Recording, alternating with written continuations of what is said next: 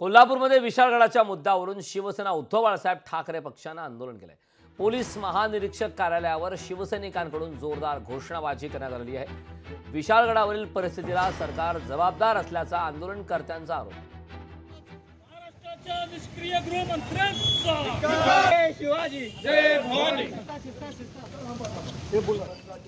वेगवेगळ्या संघटनांनी वेगवेगळी आंदोलनं केली। त्यावेळेला सर्व लोकांना मलकापूर, शाहूवाडी, कोल्हापूर, वाघबीळ या ठिकाणी अटक करण्यात आलं आणि ज्या वेळेला पोलीस प्रशासन आज 162 163 सायबरचं कलम जाहीर करतं आणि त्यावेळेला सायबरवर गेली 4 दिवस संपूर्ण महाराष्ट्रामध्ये या विशाळगडच्या अतिक्रमण संदर्भामध्ये बातम्या फिरत होत्या। त्यावेळेला पोलीस प्रशासनानं काही केलेलं नाही।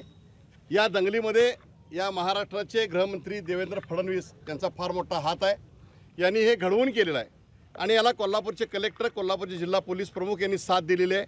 कोल्हापुरामध्ये छत्रपती शाहू महाराजांच्या गावामध्ये हे आम्ही कदापि सहन करणार नाही आहे। शिवसेनेचा पूर्णपणे विरोध आहे, MIMच्या येणाऱ्या लोकांना पूर्ण विरोध आहे। लोकशाही मराठी ऐका, पहा, जागरूक रहा।